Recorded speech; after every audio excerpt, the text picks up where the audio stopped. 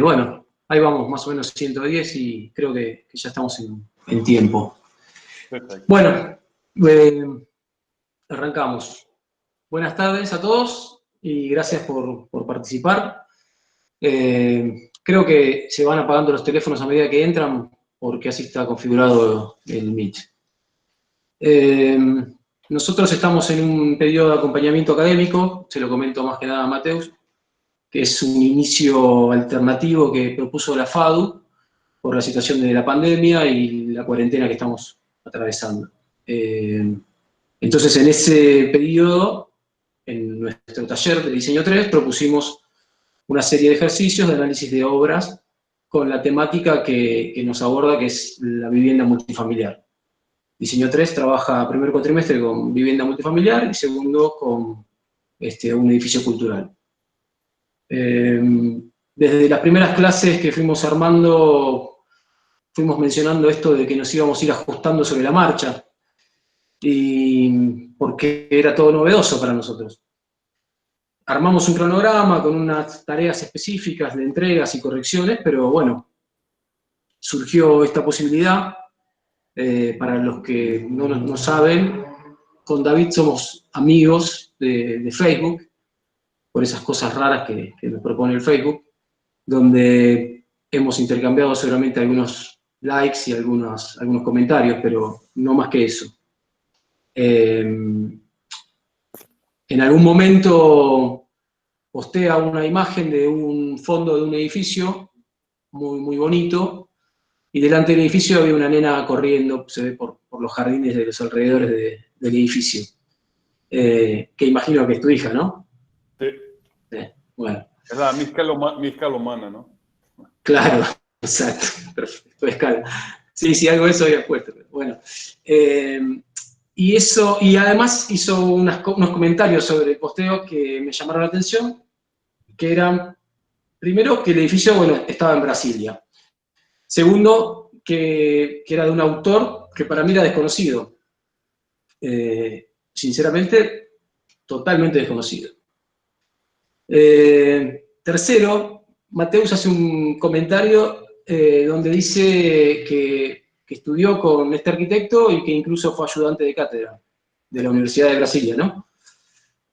Por lo cual ahí pensé que había una afinidad aún mayor con Mateus, que si bien sabía que era arquitecto y estábamos relacionados y las obras que compartíamos eran de nuestro agrado seguramente, por eso las compartíamos, acá también se daba otro aspecto interesante, que en nuestro caso, en mi caso, bueno, una línea, digamos, comparativa, digamos, con esto de haber sido estudiante, de haber sido ayudante, y bueno, ahora estoy acá como docente o jefe de trabajos prácticos. Y por último, menciona que vivió en ese edificio. Entonces, ahí le agrega un plus y termina de darle sentido a lo que es la comprensión y el análisis de una obra para mí. Nosotros en nuestro esquicio mencionamos que los alumnos tienen que hacer hincapié en el estudio del usuario, a qué usuario está destinado tal obra. Entonces, es como que en ese pequeño posteo y con esa foto reunió todo lo que a mí me llegaba a interesar. Le mandé un mensaje, en ese mensaje me contestó rápidamente y me envió un PDF muy, muy completo sobre la obra de este arquitecto, que ahora va a pasar seguramente a mencionar y a comentar. Y en ese momento, cuando vi esa información tan abundante de tanto contenido y tan bueno, y uniendo esos 4 puntos que mencioné al inicio, es cuando se me ocurre invitarlo a que participe de esta charla. Obviamente que me contestó rapidísimo y ahí se condenó. Así que ahí está en esa pantallita. Pero bueno, además de todo eso, nosotros en nuestra temática hemos excluido justamente la tipología de bloques exentos, que es justamente ese edificio que él había posteado, porque nosotros vamos a trabajar con completamiento de tejido. Y nos venía como anillo al dedo que calce, digamos, esta tipología en nuestro análisis donde no la estábamos analizando. más allá de temas técnicos y arquitectónicos, creo que intercambiar estos conocimientos, estas miradas de otros arquitectos con otras latitudes, y... Uy, ahí se conectó alguien y se olvidó. Creo que eso es lo más valorado y lo más valorable. Estoy acá pasando un borrador en limpio. Para cerrar, Berto, que es el titular de la cátedra, me ha enseñado que ante estas exposiciones públicas uno no tiene que improvisar, y esto que yo estoy hablando no lo estoy improvisando, lo vengo pensando desde las 6 de la mañana que me desperté, y que además tenemos que darle un remate a estas introducciones. El remate te lo debo porque no tengo ningún remate digno para dar, así que te voy a pasar la palabra directamente y remata vos. Perfecto. Bueno, muchas gracias. Bueno, Pablo, muchas gracias por la invitación. Para mí es muy interesante esa charla, ¿no? Y intercambio de información. Mira, yo soy arquitecto, he estudiado aquí en Brasilia en los 90, ¿no?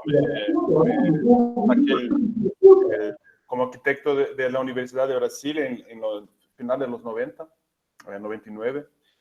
Pero yo no soy originalmente de Brasil, soy de Río y mi papá vino para acá y bueno, y mi familia se movió para acá y desde niño vivo acá. Y desde cuando joven ya vine a vivir en una supercuadra. Antes vivía en una parte más aislada de la ciudad, una casa, y ahora estoy en la parte más central, ¿no? Entonces lo que me parece interesante para presentar a ustedes, me imagino una media hora más o menos, por ejemplo, dar una visión más general de la ciudad, cómo es. Y después, yo en este tiempo también nos hablamos hace unas semanas, ¿no?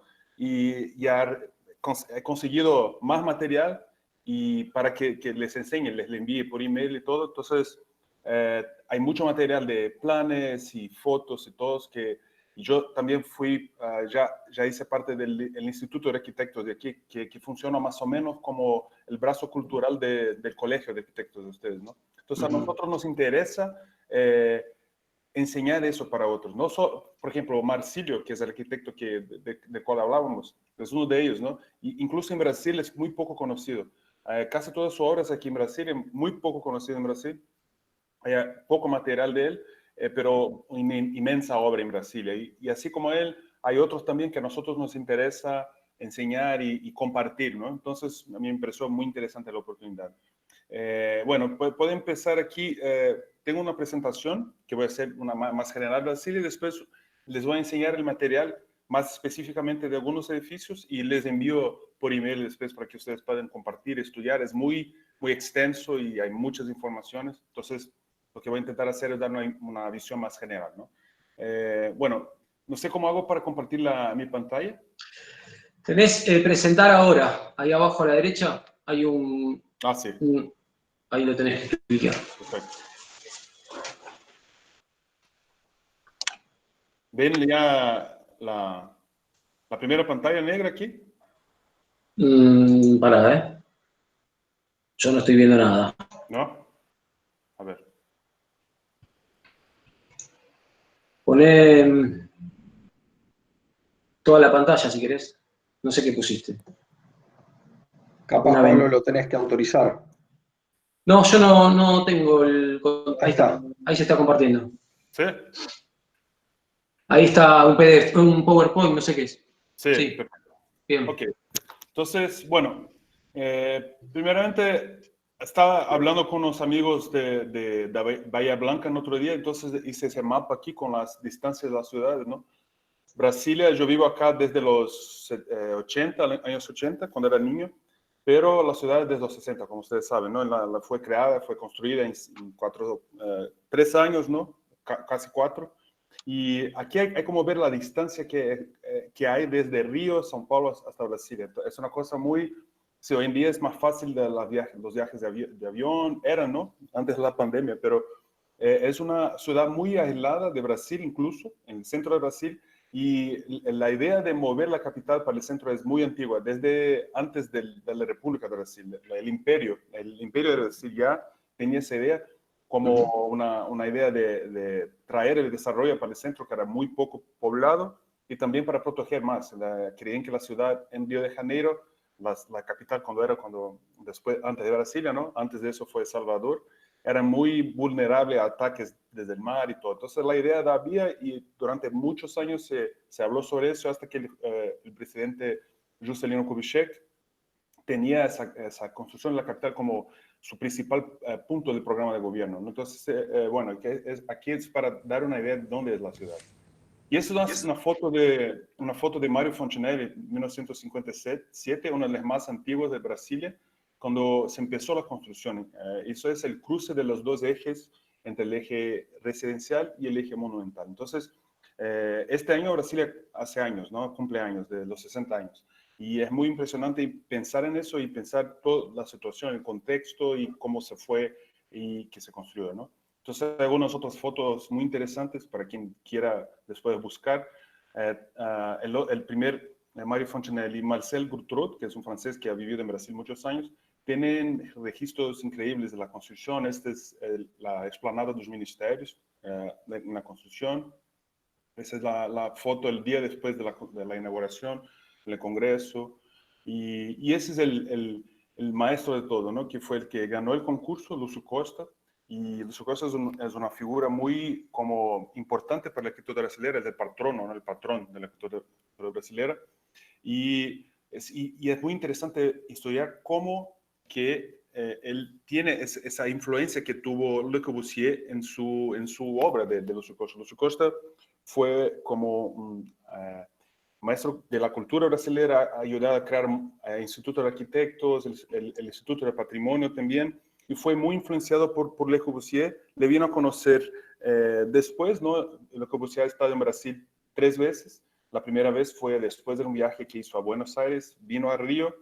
Lúcio Costa aún era estudiante, arquitecto muy joven, no le interesó, era un arquitecto ecléctico, ¿no? Lúcio Costa al comienzo de la carrera.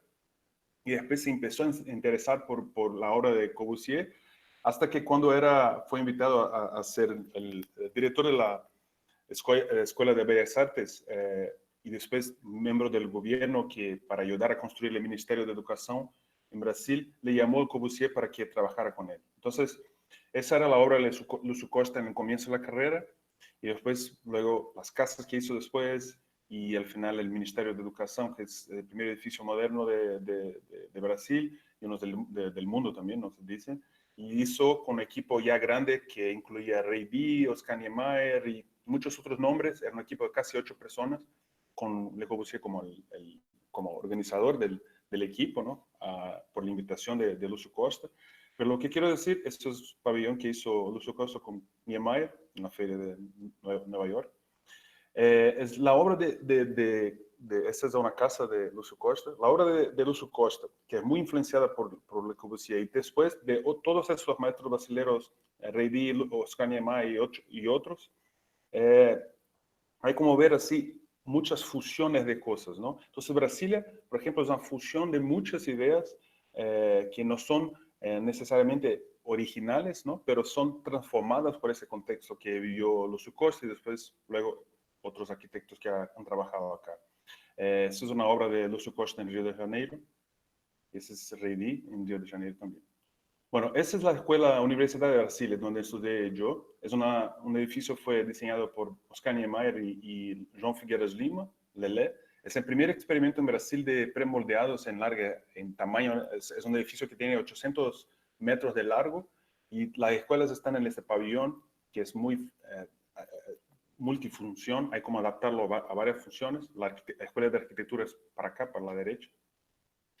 Y bueno, algunas imágenes del concurso que ganó Lúcio Costa, ¿no? Con una idea muy sencilla, y si analizamos los otros arquitectos que han competido, es la idea menos desarrollada, era la de él, pero muy fuerte. Entonces tenía esa idea de los dos ejes cruzando, la parte residencial, y había ya un dato del lago que era artificial, y había ese dato ahí, esa información. Entonces empieza con los dos ejes como una forma de conquista del territorio, y después adapta eso a la topografía y la forma del terreno. Bueno, aquí, para quien conoce el proyecto, varios esquizos y croquis de la propuesta. Y bueno, uno de los dos edificios que ha diseñado Lúcio Costa en Brasilia, uno de ellos es la torre y el otro es la estación de buses central. Y lo que nos interesa hoy para nosotros es la parte residencial, ¿no? Y para Lucio Costa es la parte tal vez más desarrollada, en conjunto con la parte monumental, la parte más desarrollada, la idea de la supercuadra, ¿no? Donde la supercuadra, aquí hay dos zonas, ¿no? La zona sur y la zona norte, residencial. Y la supercuadra es la unidad como básica de eso. Entonces es interesante ver, creo que todos esos edificios que fueron diseñados y proyectados para la supercuadra, que es un dibujo un poco más desarrollado, tienen eso de una idea muy interesante de un desarrollo de la unidad, de la idea de la unidad de vecindad, ¿no? La idea en sí misma no es una idea original del Sucos, sino que es una idea mucho más antigua.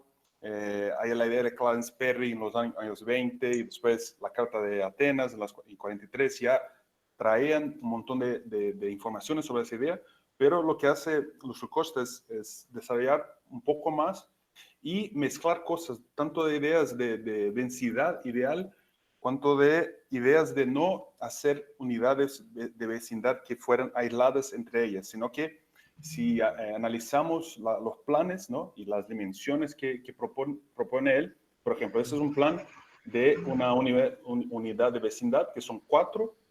Aquí no sé si ustedes ven mi puntero, pero hay Sí. 4. Cada una de esas tiene 280 metros y más una cinta verde alrededor, que para nuestro caso es muy importante. Esa cinta verde para él es lo que hace la transición entre la parte residencial y la parte monumental, ¿no? Y el resto de la ciudad. Pero la idea de una unidad de vecindad como una unidad integrada, que tiene integración entre ellas, es una idea que fue no fue tan comprendida para quien no ha visitado Brasil todavía. Sí, analicemos el plan de una supercuadra aisladamente y no vemos, por ejemplo, esa calle central, es una calle que articula 2 supercuadras, pero la calle siempre hay un cruce, por ejemplo, entras por acá y esta calle sirve a las 2, pero hay otra calle comercial acá, nunca muy sectorizada, sino que hay una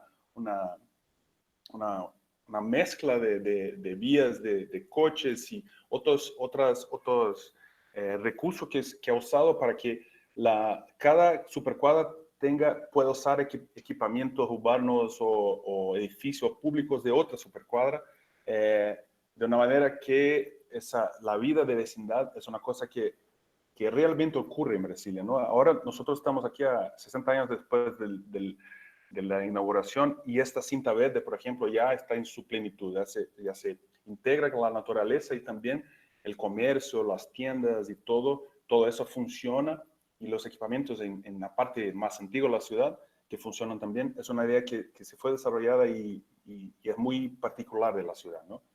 Bueno, aquí es una foto más reciente de la ciudad, hace más o menos 5 años. El fin de la asa sur, entonces las últimas supercuadras se ven aquí, ¿no?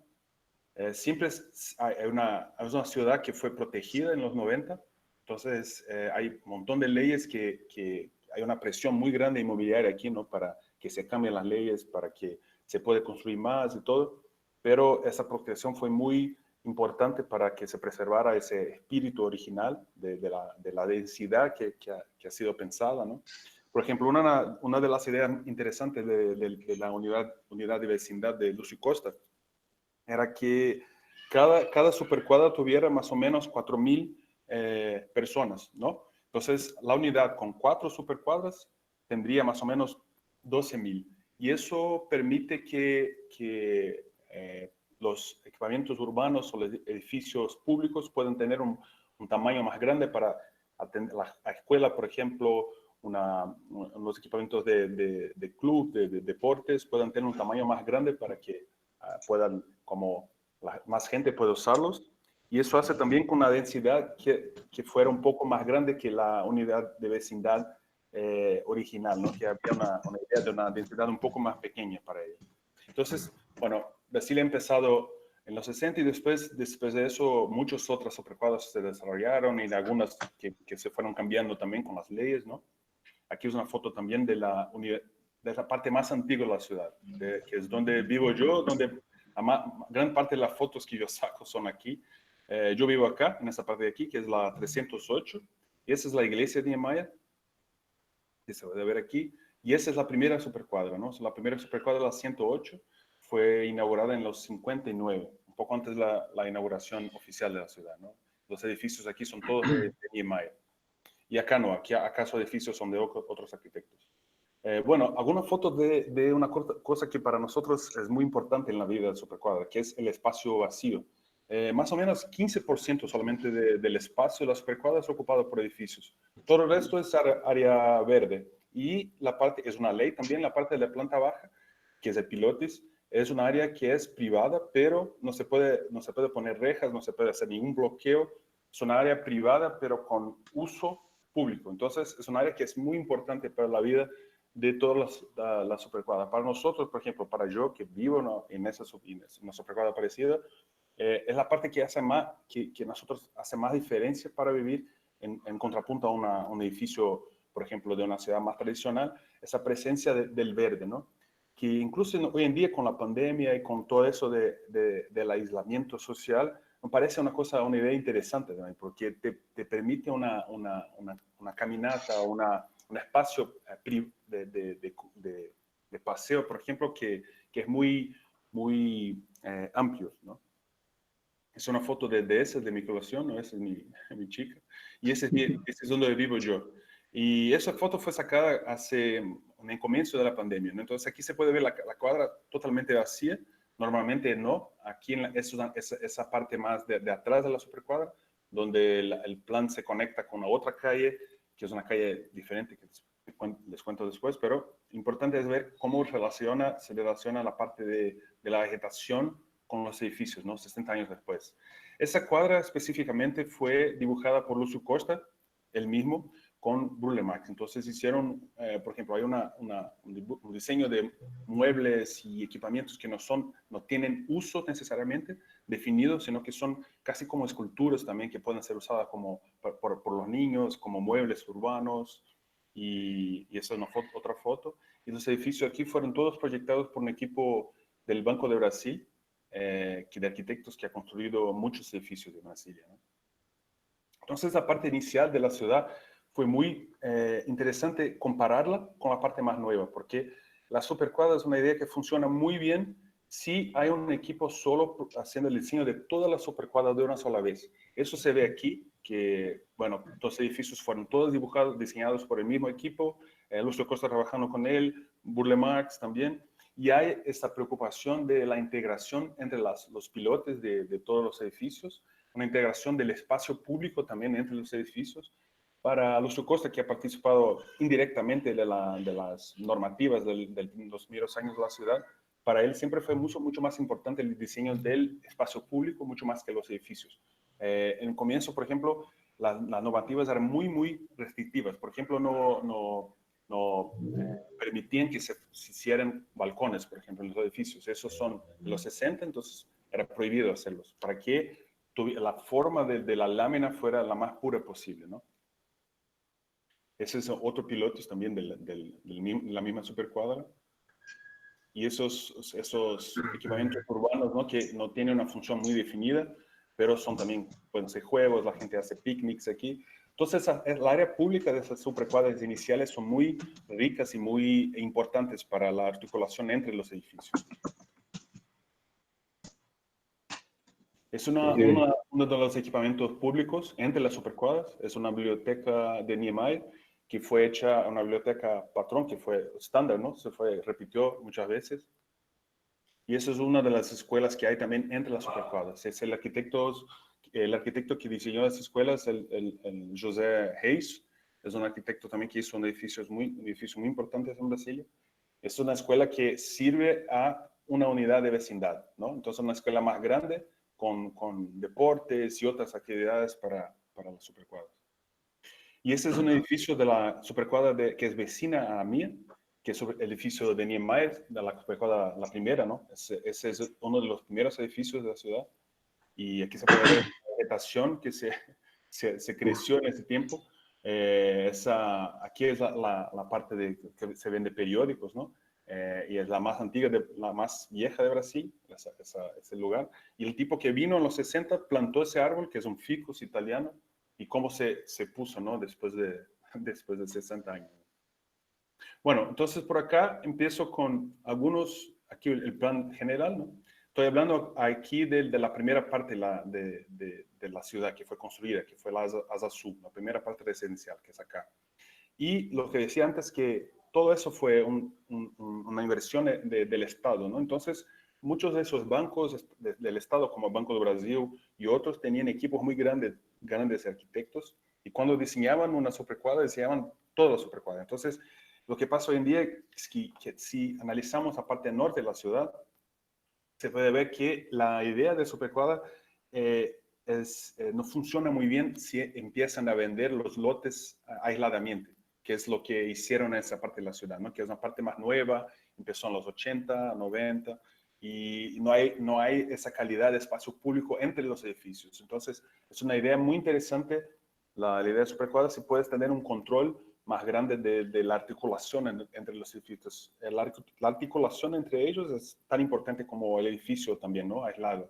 Me parece que en ese caso aquí se hace aún más importante y más sensible también. Bueno, entonces, está hablando acá, y voy a hablar un poco de algunos edificios más específicos de Marcílio, ¿no? Marcílio fue, que hablaba con Pablo, Marcílio Ferreira fue un profesor mío de la Universidad de Brasilia. Ese edificio que decía para ustedes, de Oscar Niemeyer y João Figueiras Lima, es ese aquí, ¿no? De 800 metros de largo. Ese es el campus de la universidad.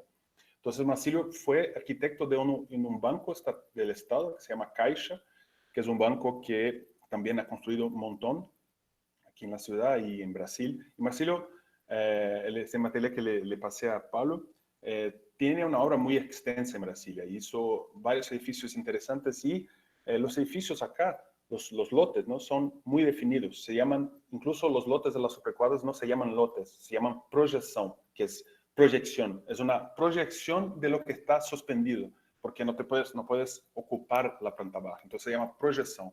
Y hizo varias proyecciones, incluso una cuadra entera en la Asa Norte, que para mí es la cuadra más interesante de la ciudad, que es donde yo viví por 6 años, es acá.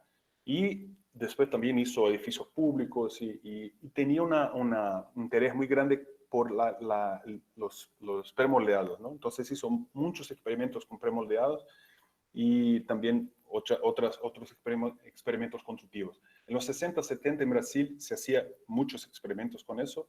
Desafortunadamente, eso así no se impuso, no se perdió un poco. Ahora creo que empieza a regresar de alguna forma, y voy a empezar a hablar de algunos de esos edificios. Ese, por ejemplo, fue un primer edificio de Marcílio, aquí en Brasilia. 90%, tal vez 80%, ¿no?, de las cuadras son como los edificios 6 pisos, son estándar, ¿no? Fue una idea que estaba ahí ya en el plan original de los Costa, pero en el desarrollo del plan hubo una idea de hacer algunas cuadras más económicas, cuadras que pudieran existir edificios más baratos de hacer y más baratos de comprar para la gente, ¿no? Que pudiera haber un poco más de variedad de gente aquí viviendo en la plano piloto. Entonces es un edificio de 3 pisos sin ascensor. Entonces eso permite que esos edificios sean más simples, más baratos de construir. Y el primero de Marcílio fue ese edificio. Aquí se puede ver la planta también, ¿no? Una estructura muy racional que también se repite en varios edificios de él.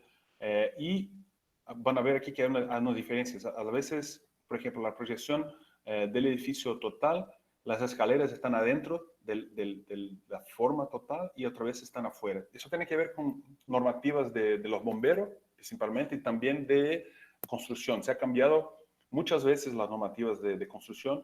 Las láminas originales, por ejemplo, de la Asa Sul, que tienen un ancho de más o menos 12 a 15 metros de ancho, se cambió mucho con los años, y también por eso se puede ver diferentes tipos de edificios, ¿no? Y con diferentes tipos de escalera y todo. Y los edificios de Marcílio, la gran mayoría, tiene eso de los pilotes son muy esculturales, ¿no? Los pilotes aquí normalmente son muy racionales y muy libres. Con el tiempo también se cambió la normativa, se pudo ocupar más por ejemplo, ese edificio que es más nuevo, tiene más ocupación de pilotes con equipamientos públicos para los edificios. Y ese también tiene un interés de Marsilio, que era esa parte de la construcción es hecha in loco, la construcción del hormigón, por ejemplo, de pilotes internos, casi todo el hormigón de acá también, y las fachadas son premoldeadas, porque en Brasilia, como en el resto de Brasil, el clima del sol es muy duro, muy caliente, parte del año. Ahora estamos aquí muy fríos, ¿no? Nada como Buenos Aires, pero frío. Y aquí es una ciudad que tiene eso del sol muy duro, ¿no? Entonces, lo que hacía cuando proyectaba Marsilio en esas láminas que tenían como 15 metros de ancho, que después se cambió, ¿no? Porque la presión inmobiliaria fue muy grande, entonces se hizo más ancho para que se podía poner más departamentos, ¿no?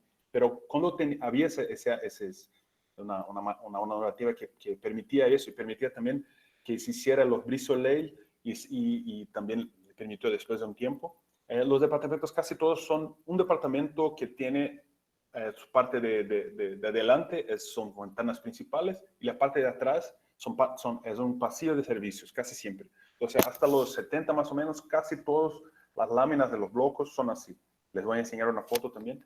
Entonces, siempre tiene esa cosa de la fachada principal, que tiene la vista, la mejor insolación, el mejor sol, y en contrapunto con la fachada de la parte de atrás, que es de servicios, y aquí en Brasil también el clima nos permite que dejemos un poco más abierto, ¿no? Esa fachada.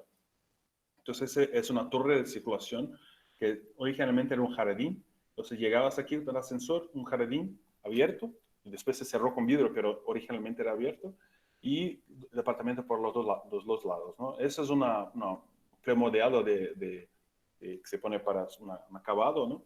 Y esos son los premodeados que hacía en la obra mismo. Hacían, por ejemplo, esa cuadra, había, por ejemplo, la Caixa Económica, el banco tenía muchas construcciones aquí, entonces tenía a veces hacía como una pequeña producción como industrial, pero no en una industria, sino que es casi artesanal, es una industrialización artesanal casi, ¿no? Los bits son hechos aquí en la obra.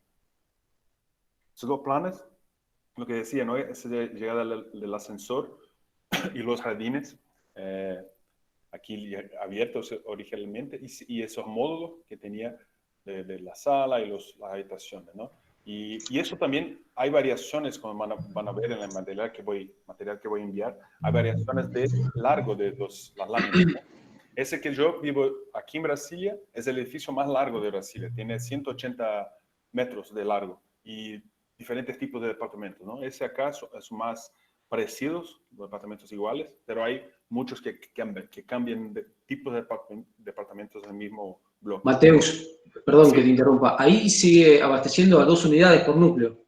Sí. Pero son unidades... Pero no es siempre así, ¿no? No, en este respecto del anterior.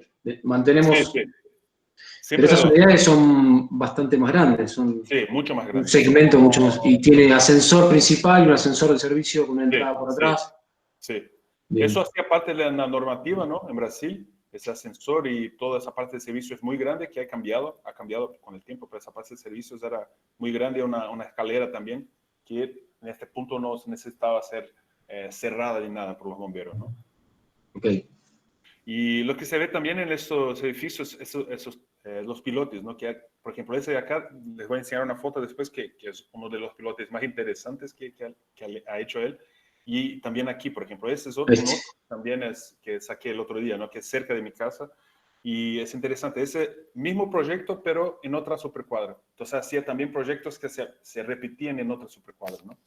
Y como es el pilote, esas losas de hongo, que se llama cogumelo en portugués. Y ese cielo raso es de hormigón visto o es un... Sí, hormigón visto. Acá han pintado todo de blanco y aquí no, ese edificio está muy bien preservado, ¿no? Ese de acá. Entonces aquí de nuevo la idea de los jardines premoldeados, las losas y todo, y esa fachada siempre premoldeada, la parte interna hecha en loco, ¿no? ¿Esos cosos blancos que están ahí son los maceteros? ¿Esos volúmenes blancos? Sí. Sí, aquí sí. Aquí son jardines. Ajá. Y esa es la fachada, ¿no? de servicio. Entonces, en esa planta, a ver si tengo aquí sí hay. Bueno, en ese acá se ve que, por ejemplo, aquí, esa parte que les enseño aquí, esa parte de la ventilación, y después también algunas habitaciones para atrás. En algunos edificios, esa parte del pasillo es toda de ventilación natural y toda abierta, ¿no? No hay cerramientos, sino que la ventilación es constante. Y aquí ya la normativa ha cambiado de nuevo, que la escalera está afuera, y ahora, hoy en día hay que poner puertas y antecamas y todo, pero se fue cambiando por el tiempo, ¿no? Sí. Y siempre una losa de transición, que hacía mucho también, ¿no? O sea, es una estructura muy, que es racional, ¿no? En los pavimentos tipo, pero llega al pilote, se tiene esa losa que casi 1 metro de altura, se hace menos columnas en el pilote. Ese es un plan de ese piloto, ¿no? Es quema estructural de él. Una estructura de transición. Sí. Eso ya no se hace mucho en Brasil, se ha cambiado muchísimo, pero en este tiempo se hacía mucho y eso le permitía que hiciera cosas como esa, ¿no? Que ese edificio que enseñaba el otro antes, que es un pilotis, sí, que es casi un jardín también, que parte mueble, parte jardín y parte como escultura, ¿no? Y también en ese es hormigón a la vista. Bueno, ese aquí es un edificio de Niemeyer, ¿no? Que es la 108 Sur, cerca de mi casa. Y aquí, en este punto, que regreso a la 308, les enseño ese archivo que decía antes, que es un archivo que les voy a compartir con ustedes, que es un archivo que hizo el Instituto de Patrimonio de Brasil junto a Marsilio y a otros arquitectos de ese tiempo para que hicieran una selección, ¿no? Selección de los edificios más interesantes de la ciudad. Esto, por ejemplo, ¿ustedes ven aquí el plan? Hay como ver el plan de la cuadra, 308. Sí, se ve bien. Entonces, esa es parte del libro, ¿no? Les enseñaba la foto antes, que es una foto de una parte interna aquí. Ese es mi edificio donde vivo yo, ese bloque I, ¿no? Esa es la cinta verde en la parte y para los sucos también la cinta verde, además de hacer la transición entre la parte residencial y la parte monumental, era también una manera de como hacer una delimitación formal, visual, ¿no? De los límites de la cuadra, ¿no? Entonces, esa cuadra, por ejemplo, hay como ver tanto las fotos de la supercuadra, cuanto los tipos de departamento, ¿no? Por ejemplo, este es un tipo, en mi supercuadra es un tipo de módulo solamente que se va cambiando y haciendo diferentes tipos de edificios. Por ejemplo, ese es un departamento de 3 habitaciones, que es donde vivo yo. Hay una modulación que tiene una habitación a menos y una más. Entonces, aquí, por ejemplo, en ese edificio que vivo yo, la escalera está allá adentro. De nuevo, aquí el ascensor que sirve a 2 departamentos, son departamentos grandes, y ese es el pasillo que es totalmente ventilado, la ventilación, ¿no? Entonces, es como una habitación de servicios que hoy en día la gente usa como bodegas, pero todas fachadas es como casi abierta. Y ese pilote es mucho menos ocupado. Bueno, les paso para los tipos de bloques diferentes. Y esa es la fachada que decía yo. Es una fachada ventilada, que llamamos de Cobogó, que es un nombre que tiene que ver con la primera fábrica de Brasil que tenía las iniciales de los dueños y es un apodo que la gente usa para esos elementos de ventilación, ¿no? Y aquí hay un montón de informaciones sobre, por ejemplo, ese edificio aquí, el Bloco A, es un edificio más chiquito, tiene 4 pisos solamente, una variación que hizo. La idea de la supercuadra donde vivo yo se llama Supercuadra Modelo. El Banco de Brasil, cuando la construyó, fue una de las primeras, ¿no? Entonces llamó a su cosa para hacer como un ejemplo, ¿no? Como sería un ejemplo para otras supercuadras. Entonces, por ejemplo, eso es una idea que tenían de hacer una topografía artificial y cómo el edificio debería comportarse, ¿no? Por ejemplo, ese es un edificio que tiene una topografía artificial que si tuviera 6 pisos sería más alto que los otros. Entonces pusieron 4 pisos como un ejemplo de esa altura límite que deberían tener los edificios, ¿no? Aquí los planes de todos. Aquí está ese edificio más chico. Y esa es la fachada de ventilación que decía yo. Y aquí todo. Y bueno, entonces les voy a enviar eso. Y Les enseño también, esas son otras fotos de la cuadra, ¿no? La parte central y cómo esas calles no hacen que casi la caminata peatonal casi no necesite de cruce por calles, ¿no? Y ese es un otro edificio de un arquitecto muy importante que nosotros no lo conocimos personalmente porque se falleció muy temprano, muy joven, y se llama Milton Ramos, que también ha trabajado con Niemeyer. Nosotros en mi oficina pudimos hacer una renovación de una casa que hizo Milton Ramos. Milton Ramos tiene una obra muy interesante. Hizo, por ejemplo, el Palacio de Itamaraty con Niemeyer y las obras muy importantes de Niemeyer. Hizo juntos, hizo los detalles y todo. Y ese edificio es muy interesante porque la parte del pilotis es hecha aquí, ¿no? En la obra. Y la parte de los pisos son como mitad, ¿no? Por ejemplo, esas vigas, todas aquí son vigas premoldeadas. Y esos paneles de fachada también. Eso es el pilotis. Y aquí esta fachada de atrás. Aquí les voy a enseñar aquí también he separado para enseñarles esa parte del edificio, que es ese aquí. Ese es el pilotis de Milton Ramos, ¿no? Ya se ve que se cambió también la organización. Son departamentos muy grandes. Aquí son de casi 200 metros. Son raros también en Brasilia, ¿no? Esos edificios, esos departamentos más antiguos son más grandes y los más nuevos son más chicos, ¿no? Entonces se ve aquí también la corte, ¿no? Y cómo se articulan esas vigas, que son vigas en T, que se ponen en esos pisos, ¿no? Y luego en la página después se ve un edificio que hablábamos antes, de Marsilio. Entonces en esa selección de edificios que hay en este libro, hay muchas informaciones también sobre las tipologías diferentes, la historia que ha cambiado, los planes y bueno, los pilotos que hablamos antes. Todas las tipologías son con núcleo central o digamos un núcleo que abastece a 2 unidades, por lo que veo. Sí, ¿No hay tipologías de corredor? Algunas sí. Yo he seleccionado solamente esos aquí, ¿no? Pero aquí en este libro, en el material que le voy a enseñar, por ejemplo, ese edificio que les enseñaba antes de Niemeyer, ¿no? De la primera supercuadra. Ese sí tiene un pasillo que sirve a más departamentos, un pasillo muy largo con esos cobogos que hacen ventilación de todo el pasillo. Entonces, a veces hay unos edificios que solo tienen una escalera en el medio y después la distribución es para los dos lados y un pasillo muy largo con departamentos a lo largo de ese pasillo, ¿no?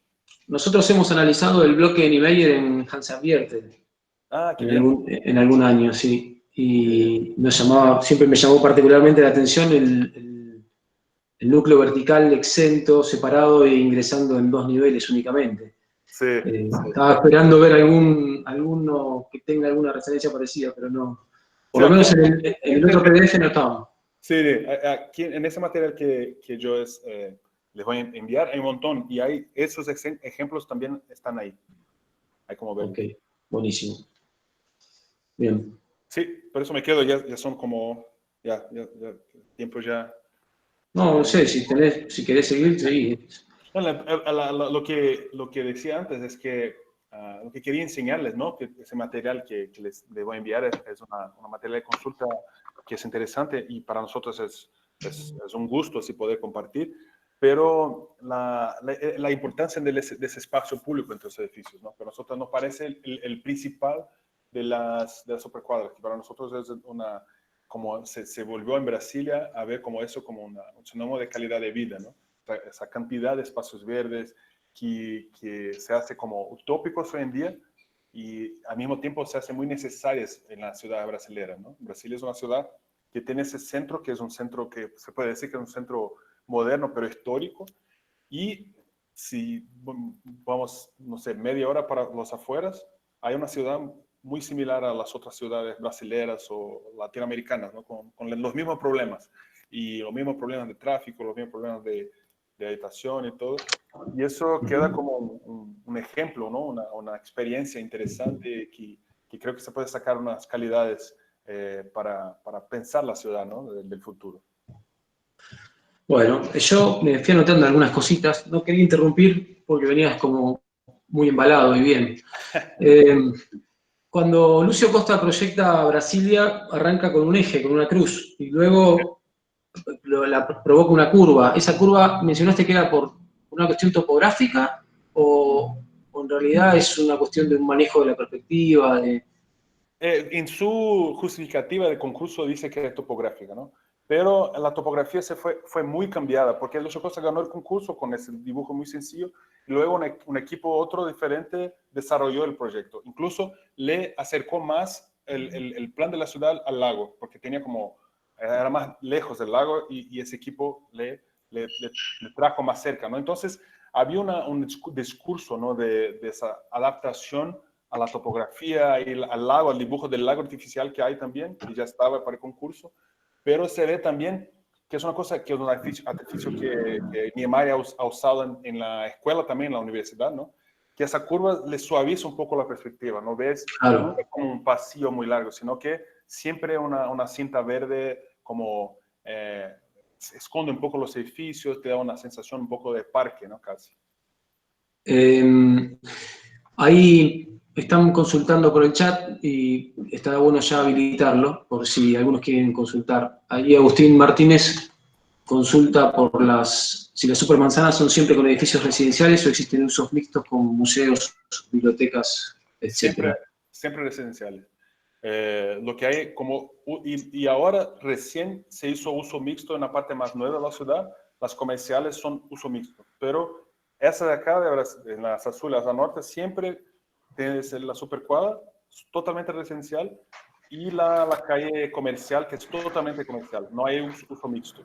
Hay uso mixto en la parte un poco más lejos de aquí, que es una otra calle se llama W3, es una otra calle que es como paralela al eje principal, y eso ahí tiene algo de uso mixto, pero eso incluso es un problema hoy en día, ¿no? Porque la ciudad es protegida y fue muy importante que se fuera protegida por la presión y todo, pero las discusiones de adaptación y, por ejemplo, hay centros, hay una parte que se llama sector comercial, que es en el centro de la ciudad, que es parte de cerca de la escala gregaria que decía Lucio Costa, donde la gente se encuentra, pero es una parte que los fines de semana totalmente vacío, es muerto, ¿no? Totalmente muerto.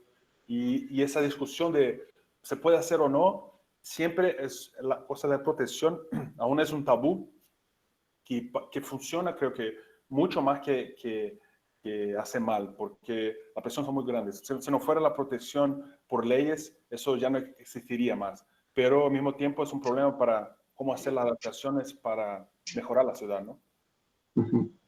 Yo sobre la supercuadra había notado si la infraestructura está básica o no sé si es básica, pero de escuelas o jardines de infantes, ¿se repite por cada supercuadra o no?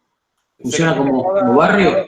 Tiene siempre, por ejemplo, cada 4 supercuadras, que se considera una unidad, ¿no? De vecindad, tiene un terreno para una escuela primaria y terrenos para que se hagan esos otros equipamientos, ¿no? Bibliotecas y todo. Pero no todas hicieron. Entonces, muchas aún tienen los terrenos vacíos. La única que se hizo totalmente fue aquí la primera. Después, algunas tienen escuelas, otras tienen otra parte, por ejemplo, un club, ¿no?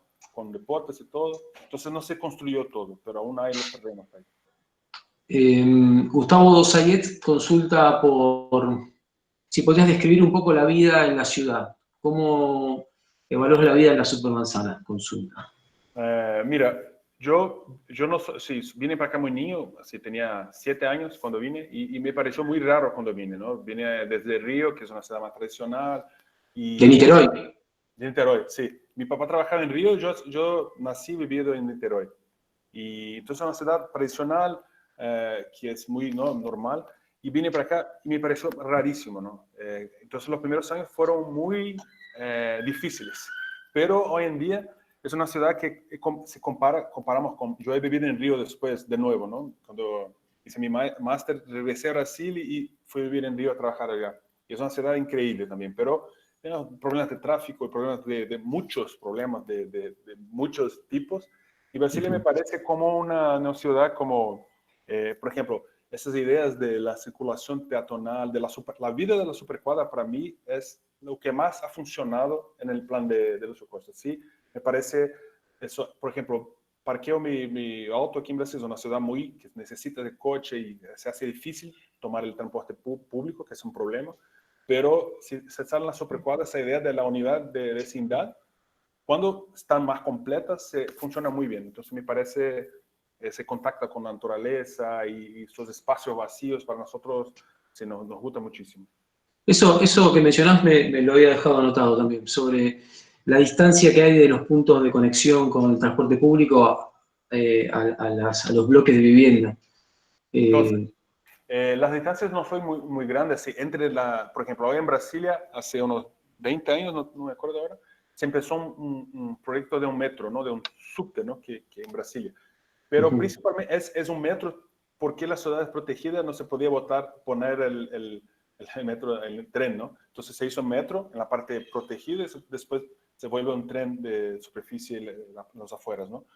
Pero, entonces hay opciones, pero a nosotros que estamos aquí nos parece más una falla de planeamiento que una falla de territorio. Si analizas la planta, hay una capilaridad de vías que permitiría hacer transporte con diferentes tipos de tamaños. Hay como llegar muy cerca de los edificios, pero eso no funciona. Y me parece que es un problema mucho de planeamiento, sí, que es una cosa generalmente ocurre en Brasil, pero aquí en Brasilia el transporte público es muy difícil de usarlo. Hay pocos, las distancias normalmente son grandes para caminar y Sí. bueno, no se ha desarrollado muy bien. Bien. Fer Vázquez pregunta, ¿por qué pensás que las ciudades abiertas como Brasilia aún son tan resistidas en América Latina? Es una ciudad, sí, a mí me parece que es una ciudad que es muy cara, tal vez, de mantener. La densidad no es, por ejemplo, estaba aquí con ese dato, ¿no? de la densidad de Brasilia y estaba haciendo una comparación con otras ciudades. Estaba conversando con ese amigo de Córdoba y el área central, por ejemplo, de Córdoba tiene una densidad de 2.400, parece, 2.400 personas por hectárea y después luego se hace menos y menos a la periferia. La periferia en Brasilia es 500. Y entonces es poco para un centro, ¿no? Entonces las áreas verdes son difíciles de mantener. Así es muy lindo vivir aquí, pero a mí me parece que no es un modelo muy sostenible, me parece, con este tipo de manutención que hay que tener y todo, ¿no? Y las distancias, tal vez. Entonces, me parece que es una idea interesante, pero no me parece una cosa muy repetible, se dice, no sé, Sí. en este aspecto, ¿no?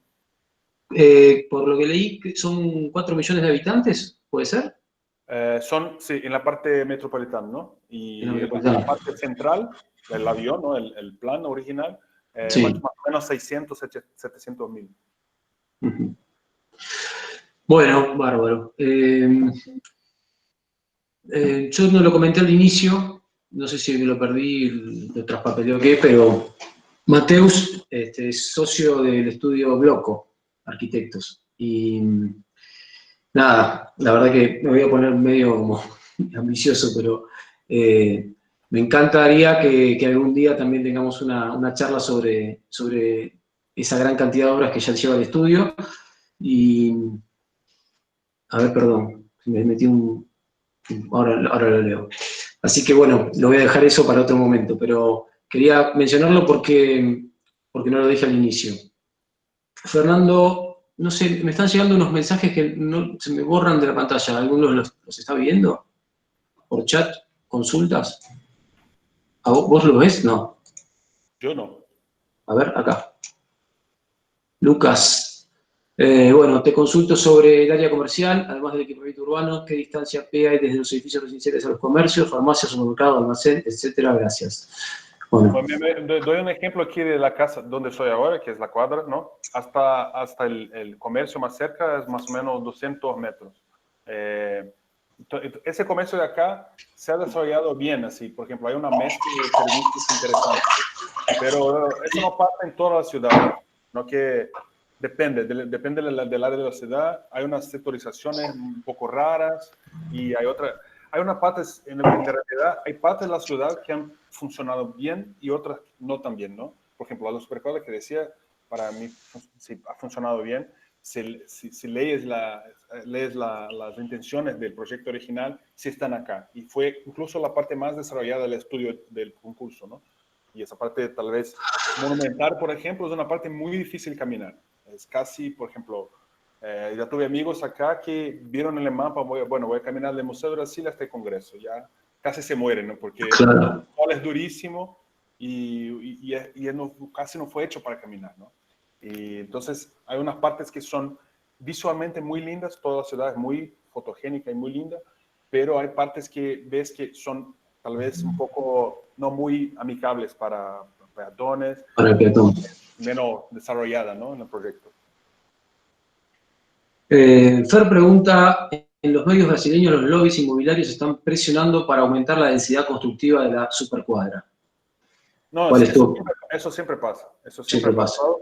Y hay incluso unas supercuadras que han cambiado las leyes como por un tiempo, por ejemplo, para permitir que se hicieran como el penthouse, ¿no? Entonces los edificios de esas supercuadras tienen 7 pisos, no 6. Entonces, y eso cambia totalmente el espacio. Y creo que si no fuera la protección que tiene, ya se había ido. Por ejemplo, hay unas partes de la ciudad aquí, Lúcio Costa ha proyectado un barrio que se llama Bairro Lúcio Costa, que es una idea de llevar ese modelo de la supercuadra, ¿no? Parecido, para una parte más de periferia, pero barrios buenos así, pero más lejos, no protegidos, y se están totalmente con rejas o los edificios, la gente se pone bloques. Entonces, naturalmente hay una presión para que se haga, es cultural un poco, creo.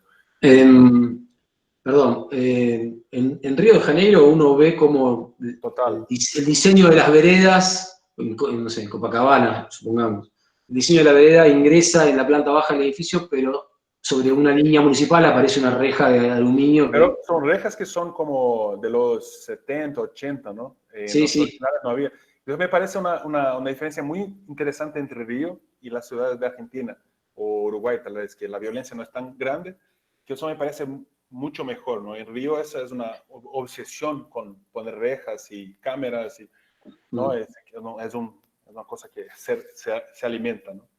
¿La distancia entre los bloques se fue achicando con el tiempo o se mantiene? Hay cuadras que tienen más bloques, hay cuadras que tienen un poco más, creo que 1 o 2 más, entonces es un poco más comprimida, ¿no? Y el ancho de los bloques ha cambiado también, entonces eso hace diferencia. Por ejemplo, si vienes aquí o vas a la parte norte y caminas, hay como sentir eso, ¿no? Y eso sí hace diferencia también para la calidad del espacio, ¿no? Sí, tal cual. Lucas pregunta dónde se guardan los autos. En esta cuadra 308 hay garage, pero las más antiguas casi ninguna tiene. Entonces, la 108, que es la primera cuadra, casi no se ve el diseño de las calles, porque es todo coche, todo el tiempo, ¿no? Porque la gente en los 60 no tenía, no había tantos coches. Claro. Pero hoy en día, eso es un problema aquí en Brasil, es un problema grande, ¿no? De la cantidad de coches, toda la ciudad, ¿no? Pero aquí en Brasilia, la parte monumental, sí, es un problema, donde no hay garage, ¿no? Pero aquí sí, algunos sí tienen. Hiciste un comentario que me llamó la atención sobre la prohibición de hacer balcones en los bloques. ¿Eso tiene que ver con incentivar el uso del espacio público de las plantas bajas? ¿O? El discurso sí tiene que ver, Lúcio Costa decía eso en su discurso, y por ejemplo, de no tener, por ejemplo, no se pensaba en tener, por ejemplo, un salón para fiestas en el edificio, por ejemplo. No había eso porque había una escuela que tenía su propio salón, un espacio para que la gente se encontrara y todo. Entonces había esa intención. Específicamente de la parte de los balcones, me parece algo más plástico, que tal vez la idea del espacio público también estaba ahí, pero me parece es como una idea de tener esos bloques los más puros posibles. Entonces no eran leyes para que, por ejemplo, ese que vivo yo incluso, las escaleras son adentro de la lámina, ¿no? Entonces el volumen es muy puro y después se fue cambiando. Hay eso inclusive en algunas de las entrevistas de los Costa, después hablaba sobre eso, sobre esa idea de tener el fondo de la supercuadra, los edificios fueran más como sencillos posible para que el espacio público pudiera destacarse, ¿no? Me estaba recordando una imagen de Hansa Viertel del bloque Niemeyer, donde en los balcones aparecen unos toldos de colores, unas sombrillas. y lo comparaba con estas imágenes donde se ve una piel totalmente inalterable, con estos cobogó o con estos bisolei, no sé, Sí. cobogó. Lo vuelve más impersonal al edificio. O sea, vos estás ahí adentro de ese bloque, no podés distinguir en ningún momento, claro, cuál es tu lugar en ese gran lugar. Sí, sí, es interesante eso, ¿no? Eso, aquí en estos bloques de acá, lo que pasa, sí, la 308 fue como fue hecho todo de una vez, también los bloques son muy bien orientados hacia el sol. Por ejemplo, ninguno tiene la fachada principal para el sol del poniente, ¿no? De la tarde. Toda parte de servicios casi están para el sur, aquí, o para el poniente. Entonces, por ejemplo, las fachadas principales son para el sol de la mañana, y esos árboles inmensos así protegen con la sombra, ¿no? ¿Qué árboles son? ¿Ah? ¿Qué árboles son? Eso aquí son pau-ferro, esas de adelante de mi casa son pau-ferro, y hay otras también, ¿no? Casi todas son de fuera, no son de aquí. La vegetación es una cosa que también decimos, la vegetación de Cerrado original no está en la ciudad principal, sino que está en las afueras. Si vas ahora ves, pero aquí son árboles que fueron traídas de Río, por su vez de África, ¿no? Entonces, algunas se adaptaron muy bien y crecieron muchísimo aquí. Pero las fachadas son transparentes, ¿no? Entonces me parece interesante que ves el interior del edificio, ¿no? Pero no se ve eso de la personalización, no se permite, ¿no? Es una fachada muy estanque, ¿sí? No hay cómo hacer mucha cosa, ¿no? Es interesante la cosa de no poder hacer esos cambios, ¿no? Tenía algo en mente que se me fue. ¿Alguno tiene alguna consulta? Berto, que te veo por ahí. Berto es el titular de la cátedra, te lo presento. Berto González Montaner, que anda por ahí. La verdad que me llama la atención en todas las fotos que mostrás de esos espacios públicos donde no se ve mucha gente. No sé si son a propósito porque las sacaste así o no sé si son fotos propias. Pero... recientes, ¿no? Algunas fotos son recientes, entonces por la pandemia creo que se ha exagerado un poco ese efecto. Pero sí es una cosa que la gente que visita Brasilia por la primera vez tiene esa impresión. Y a mí me parece también, ¿no? Que yo me voy mucho a Río, tengo familia ahí, y es totalmente diferente la densidad y la cantidad de gente que encuentras. Hay un libro que hizo Lúcio Costa ha regresado a la ciudad poquísimas veces, creo que poquísimas, así 10 veces, pero visitas de un día, 2 días, se iba, ¿no? Era un tipo muy, muy raro. Y la última visita que vino, en los 80, vino sin avisar a nadie, entonces la gente no sabía que estaba aquí él, porque quería caminar por la ciudad como sin ser conocido, ¿no? Entonces fue a varios lugares y después escribió sobre eso. Y su plan decía que esa parte central de la ciudad Lúcio Costa ha nacido en Francia, vivió en la Inglaterra, entonces tenía una cultura muy amplia. Entonces hacía referentes a Piccadilly Circle, Champs-Élysées, ¿no? Que decía que la parte central debía ser algo así, ¿no? Como Piccadilly. Entonces, cuando vino él y vio cómo era realmente, que la gente de la periferia llegando a la estación de bus y de ahí saliendo, entonces una cosa muy brasilera y muy mezclada y muy viva también y muy sin reglas, ¿no? Y, sí, dijo que, bueno, yo estaba errado, ¿no? Estaba mal lo que decía yo. Ellos están correctos porque ellos se han apropiado la ciudad de su manera y eso debe ser, ¿no? Claro. Debe ser. Y entonces es interesante ver cómo hay una cosa muy reglada que se cambia después, ¿no? Ahí apareció Berto. Berto, te escucho, te escuchamos. Mateus, ¿cómo te va? Hola. Está tu charla, mucho gusto para mí, tu charla medio salpicones porque ando con alguna otra cosita, pero felicito por la obra, estuve curioseando la obra de ustedes, del estudio, y realmente me parece muy interesante, muy notable. Sí. Y además que es muy brasileña. Digamos, que me estás hablando de supermanzanas, y de todas estas cuestiones, y yo las veo tan de ahí, a esas casas paisadas, largas, grandes, tan sintéticas, ¿no? Las veo tan de como que aspiran la misma arquitectura, ¿no?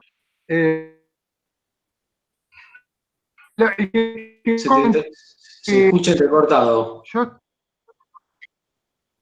bastante... ¿Se escucha? ¿Sí? Bueno. Que Brasilia para mí como de doble descubrimiento. En la época de la facultad, digamos, en la última parte de la facultad, le tirábamos con todo. La anticiudad, que no tiene semáforos, que la gente no se encuentra. Pero le pegábamos fuerte. Yo estudié en la última parte donde arrancó el mismo. No sé si explicás, Mateus. ¿Qué me sucedió después? Cuando la visité. ¿Se escucha? Está un poco estoy afuera, pero... Está entrecortado, Berto. Te escuchamos la mitad. Bueno, no importa. Mateus, agarrá lo que sea. Vos agarrá lo que sea, eso construir lo que quieras.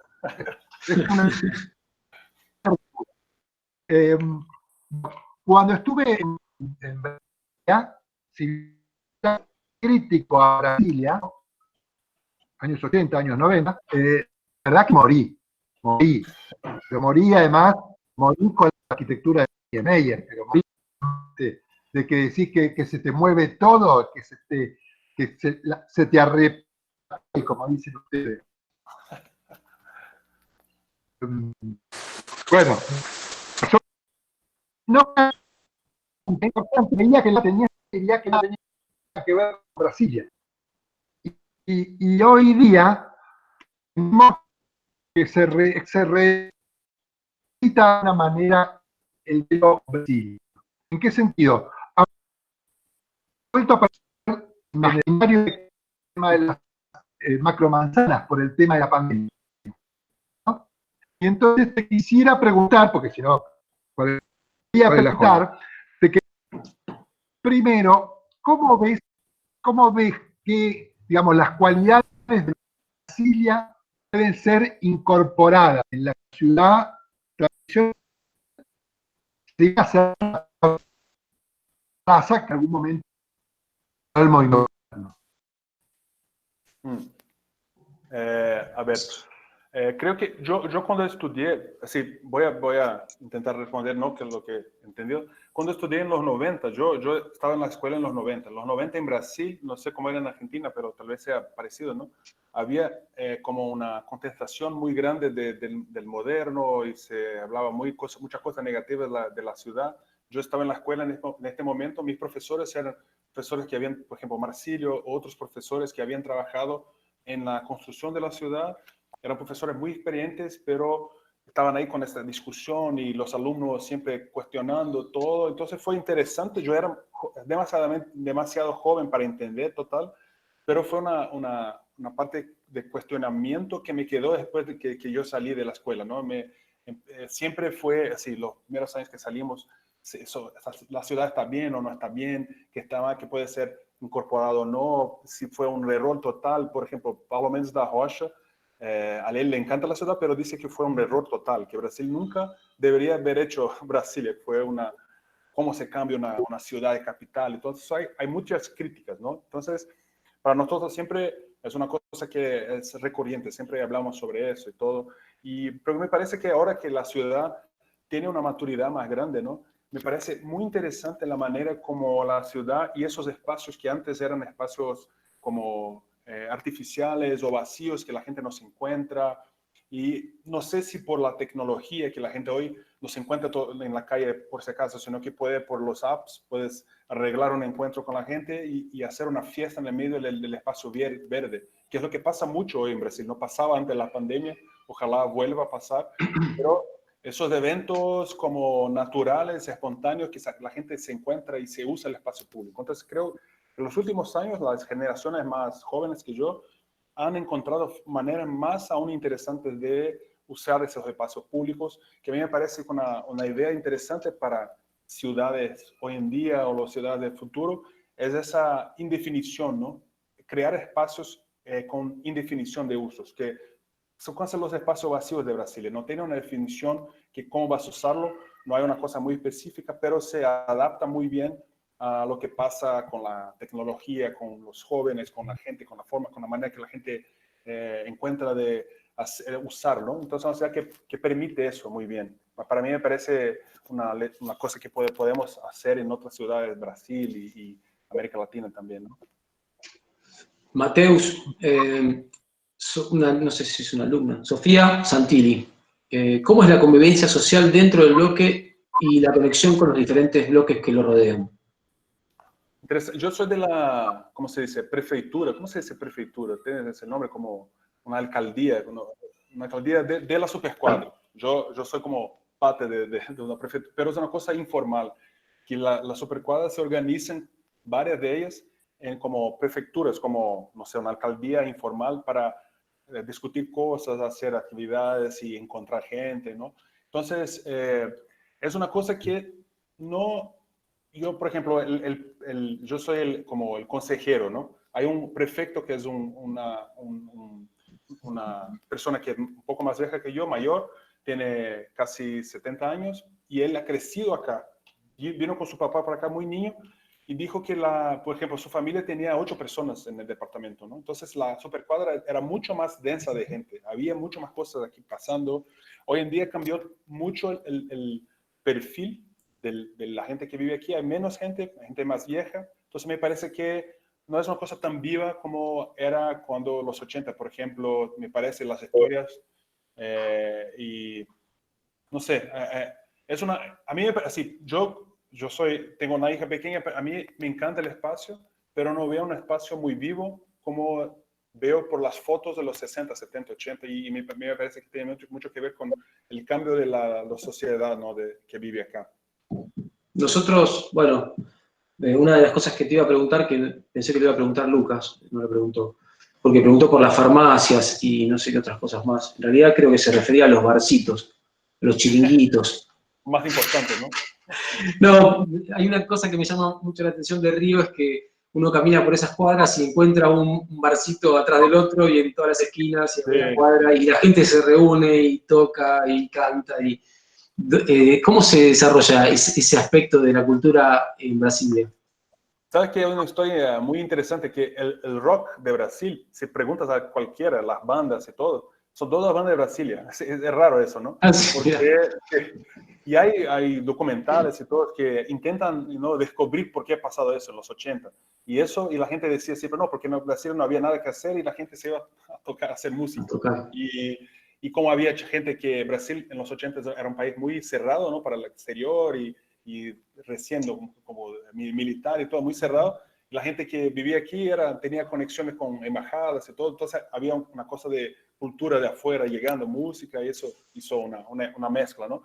Pero hoy en día lo que pasa es que, lo que decía, ¿no?, antes, esa cosa de las tecnologías ha ayudado muchísimo. Hay un montón de cosas interesantes, y yo creo que tiene que ver con la ciudad que ha crecido también. Hay más gente aquí. Entonces, por ejemplo, hay bares que están en el sector industrial de Brasilia, una cosa que antes tal vez no fuera posible, porque era más difícil llegar y la gente no sabía, y hoy con los apps puedes saber y te vas y te encuentras. Y a mí me parece que es una cosa que es muy loco. Por ejemplo, hay un bar aquí cerca de mi casa que es el bar más antiguo de la ciudad, muy tradicional. Entonces me voy y encuentro con gente ahí, pero es muy local, ¿no? La gente que, a veces cuando hay un evento, gente de otras partes, pero me parece que es una cosa menos como natural que como pasa en Río, Copacabana, por ejemplo, Ipanema, ¿no? Y eso sí es diferente. Bueno, muy bueno. ¿Una pregunta, Pablo? Sí, Lucas, dale, adelante. Espero se me escuche bien. No, quería saber si, en línea con esto que vos planteaste, Pablo, que es cierto que en las fotos, y tal vez son de ahora y la gente está recluida, pero digo, esos espacios tan lindos que se ven en las fotos, llenos de árboles, digamos, la gente se encuentra en esos lugares, la gente sale, los usa, digamos, o digamos, son puntos de encuentro de la gente. Lo que decía antes, Lucas, tiene que ver con nuestra respuesta también. Por ejemplo, las supercuadras que fueran planeadas de una vez, construidas, y las cuales tienen esta preocupación con el espacio vacío, ¿no?, con muebles vacíos y ese cuidado con el espacio vacío, no son todas. Entonces, por ejemplo, las partes de la Asa Sur, que son más antiguas, que fueron hechas por bancos, empresas estatales, del Estado y todo, de una vez hay esa preocupación. Pero hay supercuadras que te vas en las norte, más nuevas, que tienen edificios más nuevos, pero los espacios públicos son muy malos porque no tienen ningún cuidado. Los edificios tienen como salón de fiestas, salón de gimnasio, de todo en los edificios, ¿no? La parte pública no.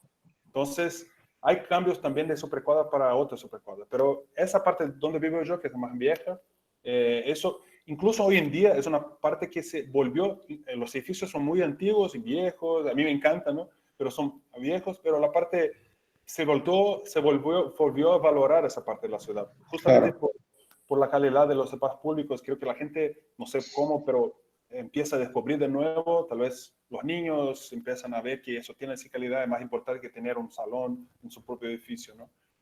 Pero aquí, y la conservación de ese espacio verde depende, digamos, es del municipio, es expensable por supercuadra se ocupa y financia la jardinería, digamos, el mantenimiento, o es una cosa más general. Hay una empresa, así, una compañía pública que hace la manutención de todo, pero es todo muy, muy básico. Entonces, por ejemplo, cuando te vas a un lugar, pues esto es una cosa rara también, porque como esa planta baja es pública, la gente a la vez, como es pública, no le voy a cuidar porque no es mía, ¿no? Pero entonces es un trabajo muy grande de educación a la gente para que, no es que porque no tiene rejas ni límites muy definidos que no tienes que cuidarlo, ¿no? Entonces, lo que hacemos aquí por ejemplo, esa organización que yo hago parte, que es la prefeitura, es la gente paga quien quiere pagar algo para una contribución y hacemos también una manutención extra, adicional. Además de la que hace básica el gobierno, nosotros hacemos más. Ok. Bien. Acá te dicen que la alegría que transmiten las calles brasileras es increíble. Consulta qué distancia a pie hay de los edificios a los hospitales, sanatorios, policía y bomberos. Y se puede decir que tienen una diagramación predeterminada para los diferentes usos públicos. Diagramación, dices, de terrenos, así, tal vez, ¿no? Mira, sí, entiendo. Todo el zoning, ¿no?, de la ciudad intenta tener esa cosa de los equipamientos públicos necesarios para una área grande. Entonces siempre hay más o menos, ¿no? Eso pasa, una parte de policía cerca o un hospital cerca o algo que puedes... Eso fue originalmente, entonces eso pasa en casi toda la parte del plan y los terrenos aquí son muy, así, por la protección que tiene y las leyes, son muy rígidos también. Entonces hay usos, por ejemplo, que incluso no existen más. Por ejemplo, hay un sector que se llama sector de industrias gráficas, que en los 60 eran industrias muy grandes con prensas y cosas gigantes, ya no existen, ¿no? Y entonces ese sector, informalmente la gente, bueno, aprueba un proyecto ahí para hacer un edificio, una gráfica o algo, pero naturalmente se cambia ese uso. Entonces, es muy rígido, pero al mismo tiempo esa flexibilidad creo que pasa como por fuerza, ¿no? Vos, la obra de tu estudio, oficina, es ahí en Brasilia, ¿no? Sí. Y todas esas casas donde se ve en una zona bastante suburbana, es parte del área de los suburbios de Brasilia. Sí, nosotros tenemos solamente una obra aquí, obra de arquitectura, en la parte protegida. El resto es en la parte, en las afueras, como es cerca, pero en las afueras, ¿no? Casi. Entonces... ¿Pero ¿son varios cerrados o son espacios...? Algunos son cerrados y otros son calles públicas, ¿no? Pero también mitad, ¿no? Pero sí, aquí hay una cultura muy grande de barrios cerrados también, que es una cosa que, ¿no?, desafortunadamente hay. Y hay las afueras como más o menos 20 minutos desde el centro, 30 minutos alrededor de Brasil. ¿Conocés Buenos Aires? Sí. No. Bueno, acá también se da. A mí me encanta Buenos Aires, increíble. A mí, yo no conozco esa parte, por ejemplo, de los barrios cerrados, pero cuando me fui a Córdoba, tengo unos amigos ahí que son arquitectos, que también tenían casas en las afueras, y nos fuimos a ver y vi que son esa cultura que también pasa, ¿no?, en Argentina, de barrios cerrados por la seguridad y todo, y espacios más grandes, y eso es parecido con lo que pasa aquí también. Ajá. Buenísimo. Brasil es una ciudad limitada de crecimiento. Entonces, por ejemplo, hay solamente una supercuadra vacía. vacía hoy en día a construirse, ¿no? La idea original era tener la supercuadra, el plan, llegas al final y ya está, y bueno, haces ciudades satélites. Y es una cosa que hoy en día parece totalmente así, que no es posible, ¿no? Que no es una buena idea. Pero como un testigo así, de un pensamiento en los 60 es interesante ver, pero ya llegado el límite, no hay que construir más aquí. Entonces, las ciudades alrededor están creciendo muchísimo, algunas bien, otras mal, y esas zonas residenciales también alrededor. Bueno, ya le dimos duro, 1 hora y media ya. Insisto, no me quiero volver insistente, pero nos gustaría mucho que nos comentaras luego en algún momento la obra del estudio, que como decía Berto, es muy linda, se la ve con mucho criterio, con muy concreta. Así que bueno, lo dejaremos para otro momento si podés. Sí, sí. A mí me gustaría, sería un gusto, cuando ustedes quieran, nosotros nos organizamos aquí, y a nosotros nos gustaría ver después no sé si es una cosa que ustedes publican, los proyectos que hacen en el estudio, en el Instagram. En el Instagram estamos subiendo ahora de nuestro año las obras que estamos analizando. Y después cada año, ¿viste? Sí, los referentes. Bueno, sí, exacto. Zeus, Ahí está Berto. Ahí copiaron el link de Instagram. espérame un segundito. Quiero publicar alguna de tus parece fantástico, ¿eh? Así que a Pablo que me dé y ¿okay? Perfecto. Yo entendí que te ganaste algo, no sé qué dijo. Bueno, creo que vamos cerrando. Te agradezco nuevamente. Fue un placer esta charla, muy instructiva. Por el interés si nosotros es un gusto poder compartirlo. Bueno, muchas gracias y nos despedimos, creo. Les envío el archivo. Vale, gracias. Un aplauso. Adiós.